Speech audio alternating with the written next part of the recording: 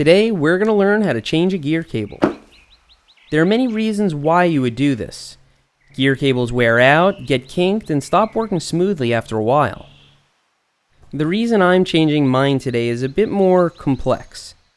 When I got this bike, the dropper cable was routed to the left side of the frame and the gear cable was run to the right. This made the cables rub on the head tube and it didn't look neat and it was freaking me out, man. Obsessing over things like this is just a sign that you love your bike, so today I'll be installing a longer cable so I can route it the way I like. Let's do a general overview of the process and then talk details. First, shift your bike into the smallest gear and bring your barrel adjuster all the way in. Loosen the clamp on the derailleur and remove your old cable. You'll need to knock this cap off or cut the end to get it through.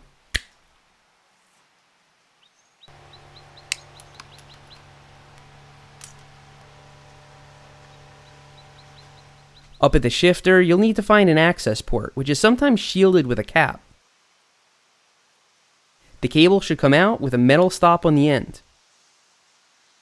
Most of you are going to be changing your cable and your housing, so it would be a good idea to pick up a pair of cable cutters. You can use end nippers or dikes, but these are much easier. You can use your old housing as a guide, but if you're changing something else in your bike like your bars or your derailleur, you may need to dry fit it to determine the length. That's what I'm doing here. Here I'm fitting it into the shifter, making a nice wide bend and trying to match the length of the brake hose to keep things neat. As I run the cable, I'm keeping in mind that too long is better than too short. We can always go back and cut it more. Once I'm happy with the length, I can cut the housing and only the housing. Don't cut the cable until the very end. Now that we've dry fit the housing, it's time to feed the cable into the shifter.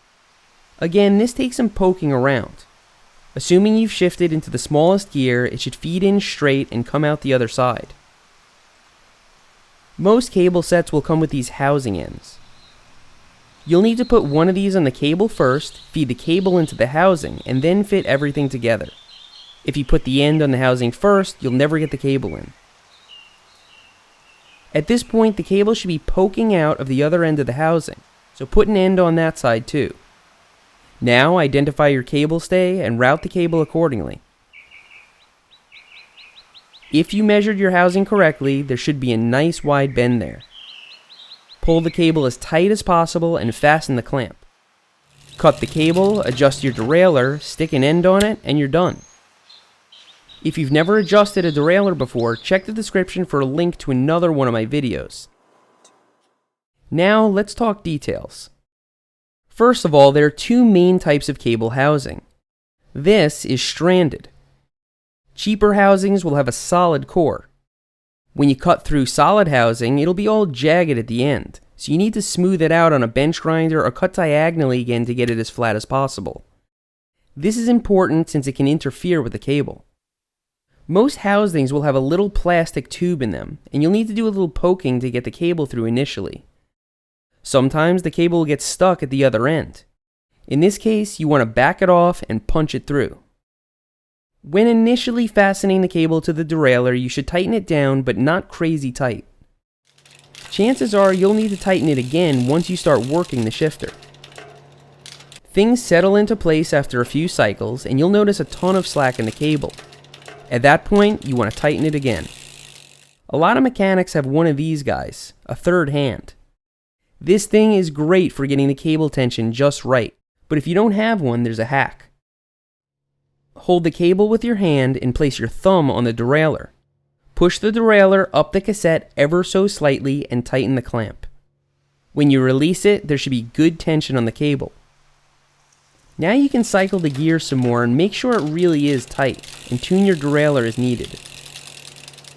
If you're just swapping your cable, chances are you'll only need to set the cable tension. Make sure that when you're in the smallest gear, one click shifts you up one cog. If it doesn't quite make it, you'll need to increase your tension by unscrewing the barrel slightly. Keep shifting up and down and adjusting the tension until you can make it through the whole cassette smoothly. If you need to unscrew the barrel a lot, then bring it back in and tighten the cable manually. In a couple of weeks, you'll probably need to tighten the cable again as things stretch and settle into place. Sometimes while messing with all of this, you'll fray the end of the cable. This isn't necessarily a death sentence. Start at the point where the cable isn't frayed and twist with your fingers. Work your way down the cable until you reach the end. If everything is installed, put one of these caps on and squeeze it with pliers or crimpers. I've seen some people squeeze end caps with clippers too.